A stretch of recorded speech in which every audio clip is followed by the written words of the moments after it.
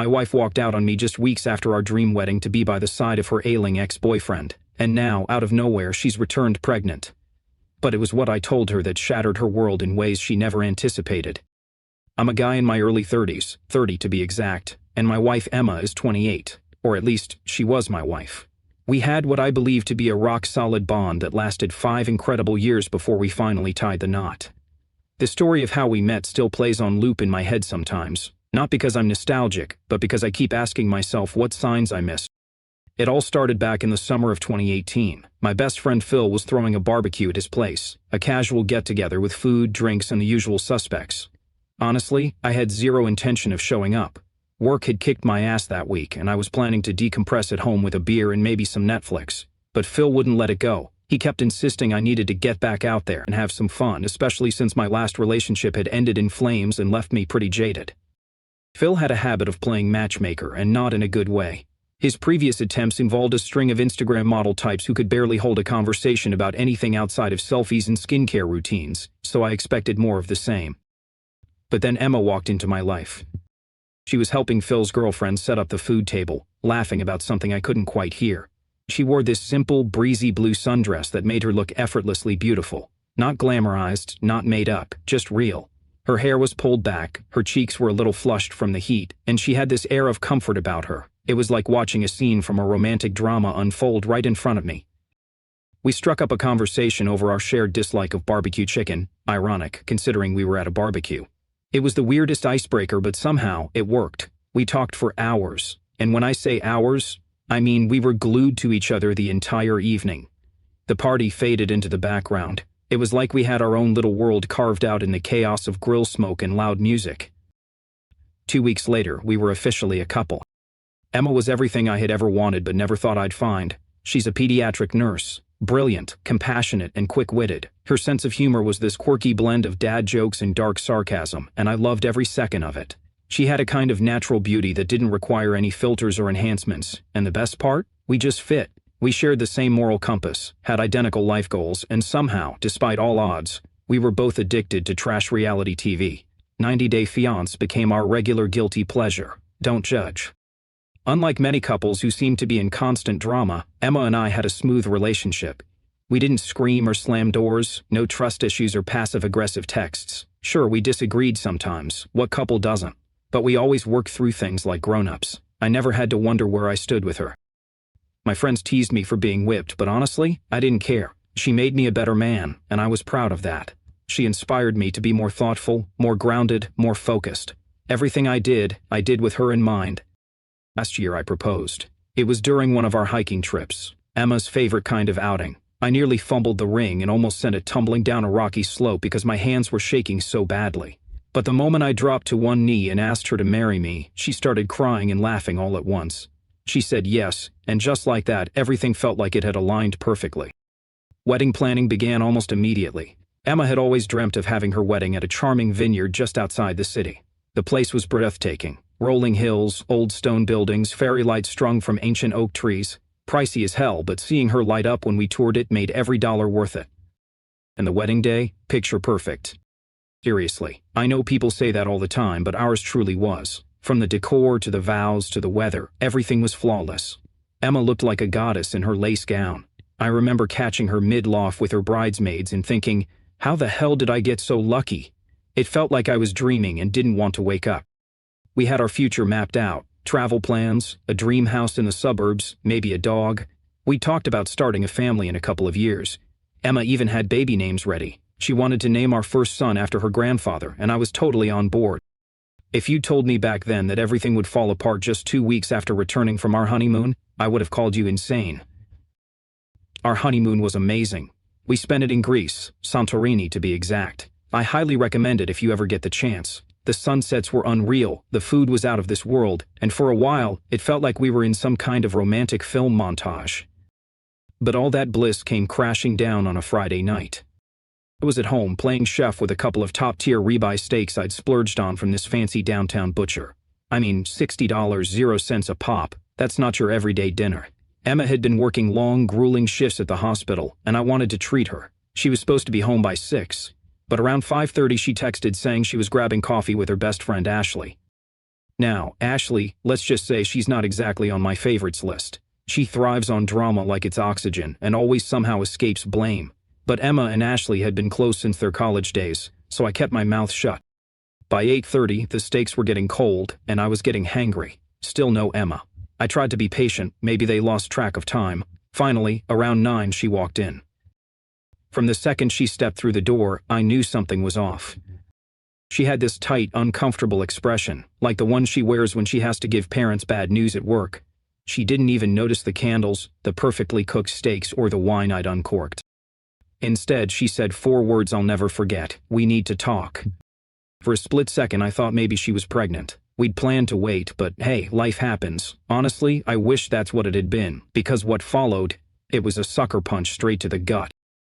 She sat down at our kitchen island, took a deep breath, and began talking about someone I never expected to hear about again. Her ex-boyfriend, Mark. I knew about him. They dated seriously in college, 3 years if I recall. She didn't bring him up much, but from what little I knew, they broke up because he moved across the country for a job, and neither of them wanted to do the whole long-distance thing. Or so I thought. Ashley, Emma's longtime friend, had apparently run into Mark's brother at the gym just a few days prior. During their casual chat, she learned that Mark had been diagnosed with stage 4 glioblastoma, an extremely aggressive and deadly form of brain cancer. The doctors had given him a grim prognosis, estimating he had about 6 months left, if that. Emma found out about all this through Ashley, and that's when everything began to unravel. What hit me like a freight train wasn't just the news about Mark, it was the fact that Emma had been texting him ever since. She didn't try to hide it either. She sat there and showed me the messages on her phone. Dozens and dozens of texts exchanged between her and Mark over the past week or so, and not just surface-level sympathy texts. These were long, emotional conversations filled with nostalgia, pain, and unresolved feelings.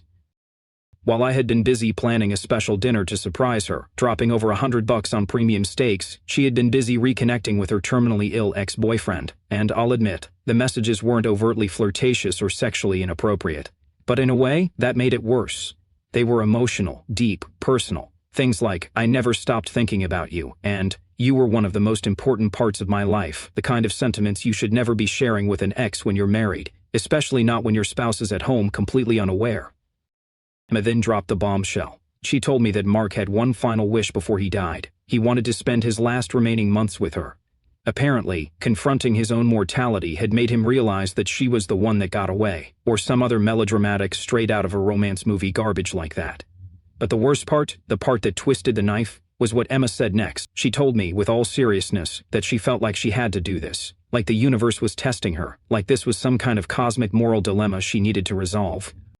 And of course, Ashley, the self-declared guru of fate and destiny, had been cheering this whole thing on. She'd filled Emma's head with all kinds of nonsense about how it was fate that she found out about Mark's condition, how she'd regret it for the rest of her life if she didn't go to him. Ashley told her that sometimes life hands us second chances, and we have to be brave enough to take them. Never mind that Emma was now a married woman, newly married at that. I just sat there in disbelief, watching the candles on our dinner table flicker as the food I'd carefully prepared grew cold. My wife, the woman I had just pledged my life to, was sitting across from me, explaining that she needed to abandon our marriage to go spend time with a dying ex, the same woman who had been daydreaming with me about our future mere days ago. Her suitcase was still halfway unpacked from our honeymoon, and here she was, talking about leaving.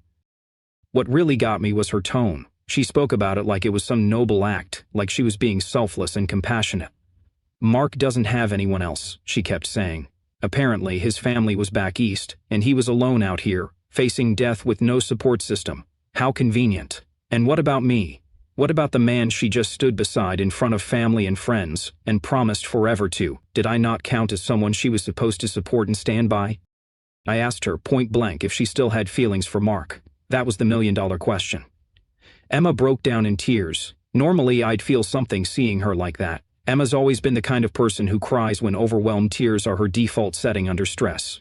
But not this time. This time, her tears just made me angrier. She told me it wasn't about that. It wasn't about love or romance. It was about doing the right thing.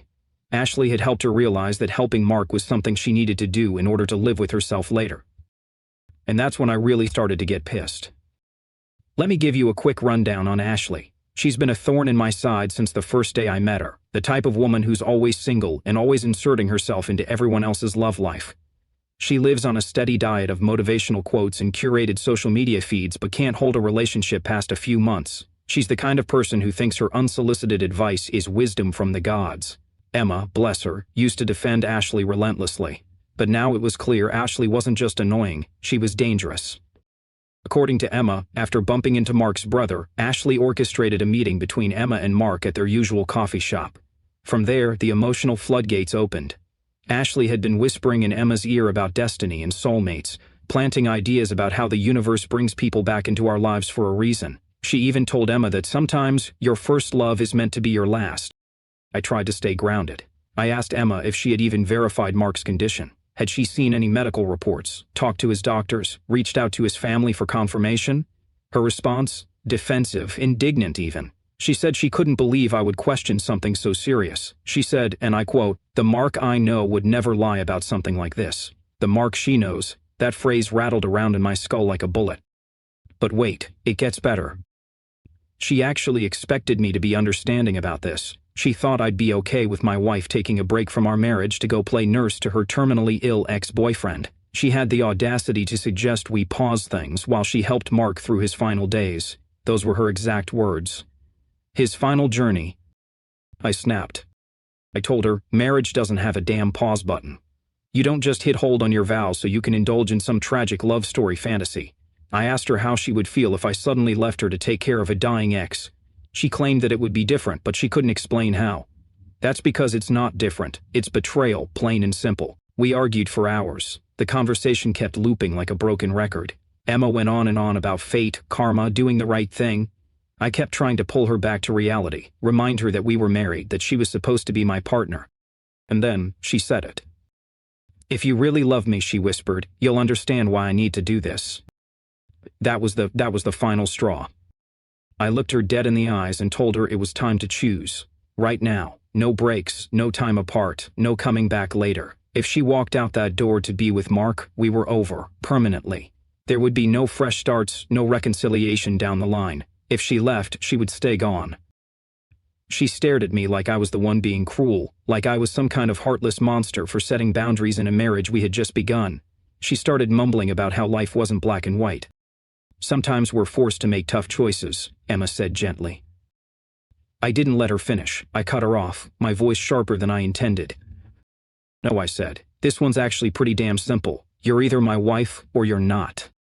The way she looked at me in that moment, it seared into my memory. Her expression wasn't angry or upset. It was this weird mix of sadness and quiet judgment, like I was the one failing some spiritual exam she believed life had handed her. She didn't say anything else. Just picked up her purse, said she needed time to think, and walked out to stay at Ashley's. The sound of the front door closing behind her echoed like a gunshot in an empty room. That night, I didn't sleep a single second. I sat in our kitchen, the same kitchen where I'd cooked a gourmet dinner just a few nights earlier, staring at the cold, untouched ribeyes still on the table. I kept checking my phone, half hoping, no, desperately hoping, I'd get a message saying she'd changed her mind, that she realized what she was throwing away. But that message never came. The days that followed were torture.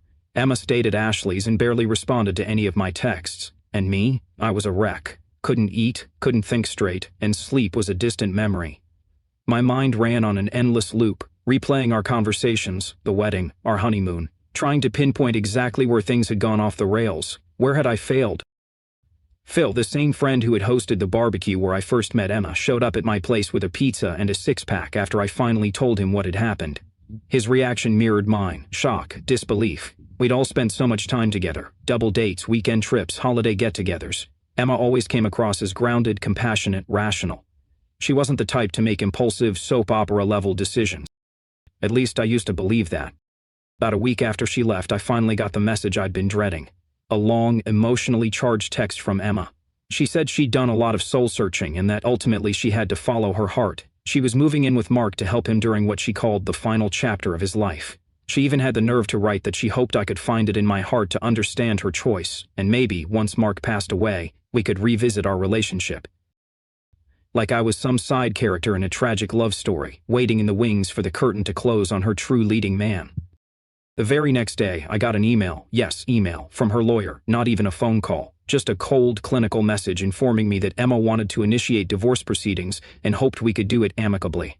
I remember staring at the screen, feeling like someone had socked me in the chest. I called in sick to work and spent the rest of the day in a daze. What made it worse was how some of our mutual friends reacted. A few even took Emma's side. They told me I was being cold, heartless, that I wasn't supportive enough of her during this emotional time. Rachel, who I genuinely thought was my friend before Emma came into the picture, told me I should be proud of Emma. Proud. I'll never forget one particular dinner with our usual couples group. They tried to rationalize Emma's choice, saying things like, "If you had the chance to comfort someone in their final moments, wouldn't you take it?" That's when I looked across the table and asked them point blank, "Would you leave your spouse to be with a dying ex?" Silence. Complete and utter silence. The worst part wasn't even the friends trying to gaslight me. It was the way everyone suddenly treated me like the bad guy, like I was some kind of selfish monster for daring to expect my wife to stay faithful and committed. Even Lisa, Emma's sister, who'd always had my back, began posting cryptic Facebook statuses about true love, meaning brave enough to follow your heart. Right. When Emma's lawyer sent over the official divorce papers, I didn't waste time. I hired my own attorney, my absolute bulldog my older brother had worked with in a past case. I wasn't about to let myself get walked over in court after getting blindsided emotionally. One of the sticking points was the house. Emma, incredibly, thought I should be the one to move out, even though I had paid 70% of the down payment. I told her if she wanted me out, she could buy me out. Otherwise, I wasn't going anywhere. That seemed to catch her off guard. I think she genuinely expected me to just lay down and let her dictate the terms right up until the very end. The day she came back to collect her things was surreal. Of course, Ashley came with her. She couldn't pass up the chance to supervise the whole exit, like some smug director overseeing the final scene of a drama. She shot me dirty looks every time she walked by, arms full of boxes, like I was the villain in all this. I sat on the couch, drinking a beer, watching football, and not moving a muscle. I refused to help. If she wanted to leave, she could pack every damn thing herself. The moment Emma tried to take our doggie, Max, a lab mix we'd adopted 2 years ago, I snapped. She said she needed emotional support during this difficult time and that Max could provide that. I flat out laughed in disbelief. Max was mine. I had paid all his vet bills, his adoption fee, registered him under my name. There was no way in hell I was letting her take my dog to go live with her and her dying ex. She cried, of course, but this time the tears didn't affect me at all. In the end, the divorce was processed quickly. We hadn't been married long, so the legal side was relatively simple. Emma didn't contest anything, probably out of guilt. She even signed over her share of the house without protest. Her lawyer looked surprised, but Emma seemed eager to move on, as if cutting ties quickly would somehow erase the damage. Once she moved out, the house felt enormous, too big, too empty. I gathered everything that reminded me of her, photos, notes, trinkets, and tossed it all in the garbage. I wasn't about to wallow in the ruins of what could have been. My mom, bless her heart, immediately tried to play matchmaker. She started mentioning daughters of her church friends, offering gentle nudges and awkward introductions. I appreciated the sentiment, but no thanks. My friends tried too. Phil and the rest of the crew dragged me to bars, insisting I needed to get back out there. But how do you explain something like this to a stranger? Yeah, my wife bailed on me 2 months after our wedding for her dying ex-boyfriend. That's not exactly first date conversation. It's exhausting just thinking about it. Instead of spiraling any further, I decided to throw myself into work. I volunteered for every bit of overtime I could get my hands on. My boss, surprisingly, was pretty supportive. He knew something had gone down in my personal life, though he didn't push for details. He just handed me project after project and let me drown out my thoughts with spreadsheets and deliverables. The extra hours helped, not just mentally but financially too. I made a decent amount of money, enough to start padding my savings and distract myself with numbers instead of memories. But as productive as I was at work, the nights were brutal. Coming home to a quiet, echoing house was a slow kind of torture. The silence screamed louder than any argument we'd ever had. Sleep became elusive. I'd pass out from exhaustion and then bolt upright at 3 a.m., heart racing for no reason. I'd grab my phone instinctively, half hoping, half dreading that I'd see a message from Emma, that she'd tell me it was all some insane mistake, that she'd come home. But the screen stayed dark, or worse, showed more social media updates I didn't want to see. If it hadn't been for Max, our Labrador mix, I'm not sure how I would have held it together. Having him around forced some structure into my life. I had to wake up to walk him, had to come home on time to feed him. He'd curl up next to me on the couch at night, his head resting on my lap while I numbly watched Netflix for hours. He probably thought I'd become some weird nocturnal creature binge-watching Bad at 2 a.m. every night. To kill time, I also started fixing up the house. Nothing major, just painting rooms, replacing old fixtures, tightening the loose screws Emma used to nag me about, anything to keep busy. But nothing prepared me for the absolute emotional gut punch that was social media. Emma, to her credit, or maybe shame, didn't post much about what had happened. Probably because I left my husband to go live with my dying ex doesn't really make for good Instagram content. Still, mutual friends would post group photos or tag her at events, and I'd see her smiling, clinking wine glasses, living like none of this had happened. It was like I had been edited out of her life. Ashley's posts, though, infuriating. She filled her stories with vague, pseudo-spiritual nonsense. Sometimes the heart knows what the mind cannot accept, or the universe doesn't make mistakes. It was everything I could do not to comment something snarky. Eventually, I blocked them both. I couldn't take the rage-fueled doom-scrolling anymore. The breakup cost me more than a marriage. It fractured my social circle, too. Some of the couples we used to hang out with chose sides. A few people actually implied I was the selfish one for not supporting Emma during a difficult time. Others just drifted away out of discomfort, unsure of what to say, so they said nothing. That kind of abandonment hurt almost as much as the betrayal itself. Ironically, my brother, who'd never really liked Emma to begin with, became my rock. He'd show up unannounced with his 2 kids, dragging me to the park or movie nights just to get me out of the house. Those distractions, as mundane as they were, started stitching me back together. A few months went by, and slowly, things improved. I was promoted at work, got a raise, and finally treated myself to the Toyota Tacoma I'd been eyeing for years. I threw myself into Brazilian Jiu-Jitsu, which did wonders for both my body and my mind. The routine, the discipline, the community. It was the first time in months I felt like me again. Eventually, I dipped my toe back into dating. Nothing serious, just the occasional coffee or dinner. I even managed to survive first date small talk without collapsing into a rant about my ex. Progress, right? Then one random Tuesday afternoon, my phone exploded with notifications. Call after call, text after text.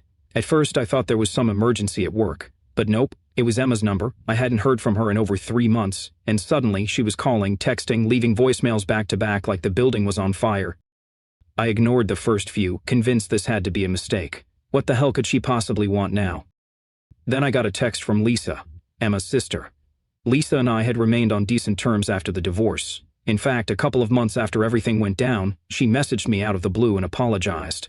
Said she hadn't realized how manipulative the whole situation had been, and that she regretted taking Emma's side initially.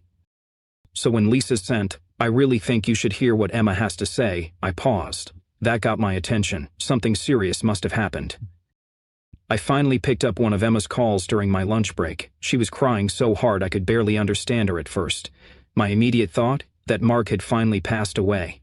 Yeah, I know, heartless, but it was a reasonable assumption. Turns out, I was wrong. It was way worse. Mark never had cancer. That's right, the whole thing, every appointment, every message, every tear-filled justification was one colossal lie. Mark had faked a terminal illness to manipulate Emma into leaving me. His buddy, who worked in hospital admin, helped him forge fake medical records. The remote work, just a cover so he wouldn't be seen in public looking completely healthy. The man orchestrated a Hollywood-level deception because he saw our wedding photos on Instagram and decided he wanted Emma back. Emma only discovered the truth when she bumped into Mark's sister at Whole Foods. They were catching up when Emma casually mentioned his treatment, and the sister just stared at her in confusion. She had no idea what Emma was talking about. Turns out, the entire family believed Mark and Emma had simply rekindled things naturally. He hadn't told anyone about the supposed diagnosis because there was no. Emma confronted him that night, and his response? He laughed. Straight to her face, he said, "Yeah, I made it up, but it worked, didn't it?" Oh, and the kicker? He'd been dating a coworker named Jessica for 6 months. He was planning to move to California with her for a new job opportunity. He told Emma, "I needed you back then, but I'm in a better place now. People change. You should move on too." That's when I lost it. Not in anger. No, I burst out laughing. I was sitting in my truck outside the office, listening to this absolute insanity, and I started full-on belly laughing. The kind that leaves you breathless. The sheer absurdity of it all was just too much. This guy had detonated my marriage with a lie so wild it would have been rejected from a soap opera script, and now he was just casually moving on with his life? Emma was a mess. She sobbed over the phone, saying how sorry she was, how she couldn't believe she'd been so gullible, how she'd thrown away her marriage for a fantasy. She kept saying she would never forgive herself, that she'd been incredibly stupid. You know what I said? Yep, that's it. After I hung up the call, my phone didn't stop buzzing for hours. Emma sent message after message, paragraphs upon paragraphs, laying out what she thought was some divine sign from the universe. She claimed everything that had happened was part of some grand cosmic plan meant to bring us back together. She wrote that maybe all the pain, the heartbreak, even the deception was fate's way of making us stronger, that this was a second chance, our real beginning. I didn't respond to a single word. Instead, I tossed my phone on the passenger seat, drove straight to the gym, and spent an hour on the mats rolling with anyone who'd spar. No music, no distractions, just sweat, exhaustion, and silence in my head for the first time in days. I came home, fed Max, cracked open a beer, and watched the sun go down. Strangely, I felt peaceful, centered, like a storm had passed, and I was standing in the quiet after. But peace didn't last long. The next day, everything exploded. Emma went full nuclear. She posted the entire saga on Facebook, and I mean everything. She tagged Mark, she tagged his new girlfriend, she tagged his coworkers. It was like watching a slow-motion train wreck you couldn't look away from. Her post was miles long, screenshots of texts, emotional rants, even pictures. The comment section turned into digital warfare. Mark's girlfriend Jessica learned about the whole scam from that post. She dumped him immediately, in the most public and savage way possible. His job? Gone. Turns out Mark had lied to his company about needing extended medical leave. When they realized he'd fabricated his diagnosis, they fired him on the spot. His family was blindsided and furious, especially since Mark had used his sister's identity to help make the scam look legit. The karma was so spot on it almost felt like the plot of a drama series. But if you thought that was the end of Emma's meltdown, think again. She shifted from public spectacle to full-on desperation. She started showing up at my office with coffee my favorite order, extra foam, 2 sugars, nice try. She emailed my work email like I didn't have spam filters. She even contacted my mother. That last part, big mistake. My mom never forgave Emma for how she left me. She shut Emma down immediately, told her to never reach out again, and blocked her number. I only agreed to meet Emma after about a week of this nonsense, not because I wanted to rekindle anything, but because I needed her to stop the calls, stop the guilt tripping, stop dragging my family into her regret spiral. We met at a coffee shop downtown, one I picked because it was always packed and loud. That way she couldn't create a scene or try to turn the meeting into some romantic drama. She walked in looking like she hadn't slept in days. She wore one of my old hoodies, soft and frayed at the sleeves. I didn't even remember her taking it when she moved out. She spotted me and burst into tears right there in the doorway. The first words out of her mouth, "You look good, been working out?" I just stared at her and said, "Yeah, turns out getting dumped by your wife is great gym motivation." She didn't laugh. She sat down and launched into what was clearly a rehearsed monologue.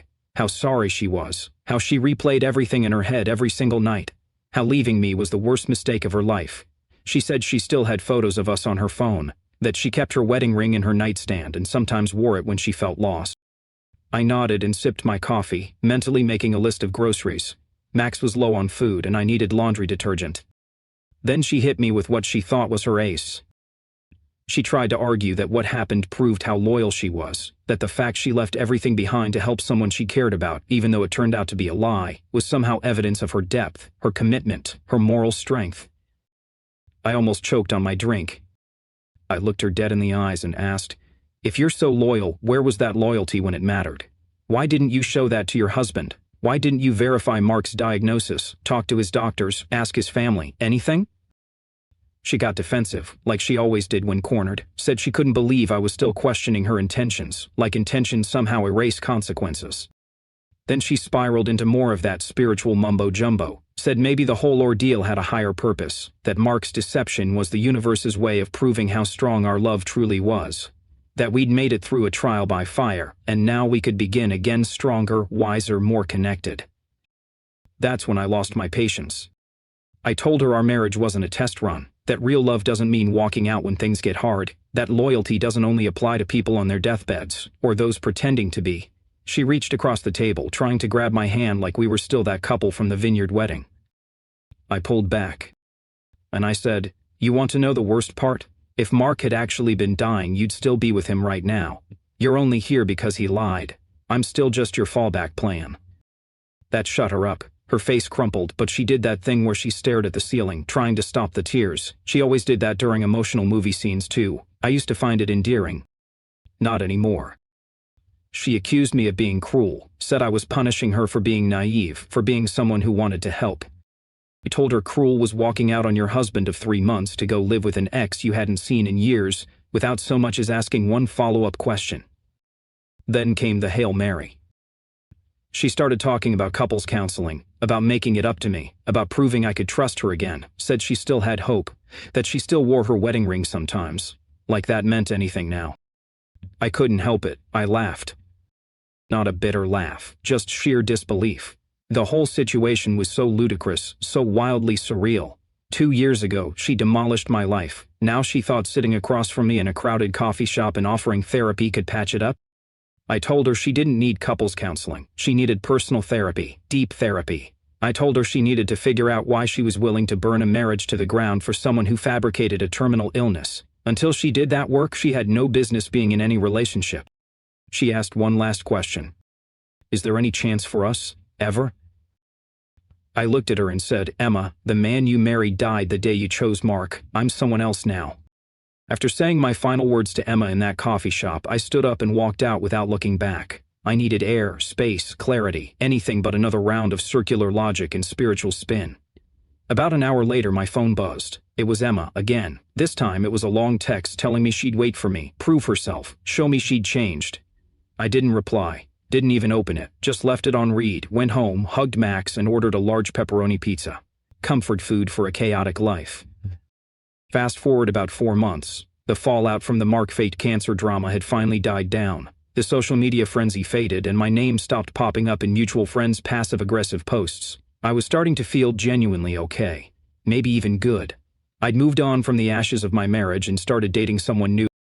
We met in the most low-stress way possible. Post-workout, both of us sweaty and laughing about how awful we were at jump rope drills. She was refreshingly straightforward. No drama, no games, no cryptic quotes about the universe having a plan. We'd been seeing each other casually for a few weeks, nothing serious yet, but the chemistry was solid and the vibe was easy. It felt real, grounded, something I hadn't had in a long time. Then yesterday happened. I was at home, sautéing some veggies and prepping steak tacos for dinner. Amy was coming over later, when I heard a knock at the door. I wasn't expecting anyone else. I figured it might be a neighbor or a delivery mix-up. But when I opened the door, I nearly dropped the spatula in my hand. It was Emma. I hadn't seen her in person since the coffee shop showdown, and she looked different. It took me a second to process what I was seeing, and then it hit me. She was visibly pregnant. Like, not just a little. 14 weeks along, she told me, holding out an envelope like it weighed 1,000 pounds. Her hands trembled. She didn't need to say anything else. I did the mental math. The timing lined up exactly. Just before the whole Mark debacle exploded, just before she left, my stomach dropped. It's yours, she said, voice cracking. I had a paternity test done, early blood test. It's 99.9% you. She pulled out the results and handed them to me. And there I was, standing barefoot in my kitchen, taco ingredients half prepped on the counter, holding a piece of paper that told me I was going to be a father. My ex-wife, who had abandoned me for a man pretending to be terminally ill, was now pregnant with my child, and my new girlfriend was due at my house for dinner in 45 minutes. Surreal doesn't even begin to cover it. Emma said she found out right after Mark's whole con unraveled. She'd been attending prenatal appointments alone, hadn't told anyone but her mom. Said she wanted to be sure before she said anything, that she knew this complicated everything, but thought I deserved to know. She wasn't wrong. And the most twisted part, a small hidden part of me was happy. Or maybe hopeful. I'd always wanted to be a dad. Back when Emma and I were married, we'd talked about names, schools, family trips. Now, here it was, staring me in the face, a dream I'd shelved suddenly back in play. But every flicker of excitement was tangled in a knot of dread and confusion. After Emma left, I sat on the couch with Max, trying to breathe. I texted Amy and said I wasn't feeling well and needed to reschedule dinner. She responded sweetly, no questions asked, and I just sat there, in the dim kitchen, holding the paternity results, my mind spinning. How do you even begin to process something like this? I know I'll be involved in the baby's life. That's not even a debate. I won't be the kind of man who walks away from his kid, no matter how messy the circumstances. But co-parenting with someone who shattered my trust and bailed on our marriage? That's going to be a special kind of challenge. And then there's Amy. How do you tell a woman you've just started dating that your ex-wife, who famously left you for a terminally ill fraud, is now pregnant with your child? How do you deliver that bomb without sounding like you made it up on the spot? Emma, of course, wants to talk about us. She said maybe this baby is a sign we're meant to be, that we should try again, that parenthood could be a fresh start. But I can't help but ask myself, does a baby change the fact that she walked away so easily? Does it erase the lies, the betrayal, the heartbreak? She only came back when the fantasy fell apart. If Mark hadn't been a fraud, she'd still be with him. My brain is on fire, spinning in every direction. Meanwhile, Max keeps dropping his favorite toy at my feet like he knows something's wrong. I pat his head, grateful for at least one creature in my life who's always consistent. I want to be excited about becoming a dad, I really do, but I'm also terrified of what this means, of having Emma in my life again for the next 2 decades, of parenting with someone I no longer trust, of hurting Amy before we even got started. So, what would you do? Seriously, how do you co-parent with someone who once broke you beyond words? How do you sit across from your new partner and say, surprise, I'm going to be a dad with my ex? How do you protect your child from drama when the storm is already brewing? Because I'm about to find out.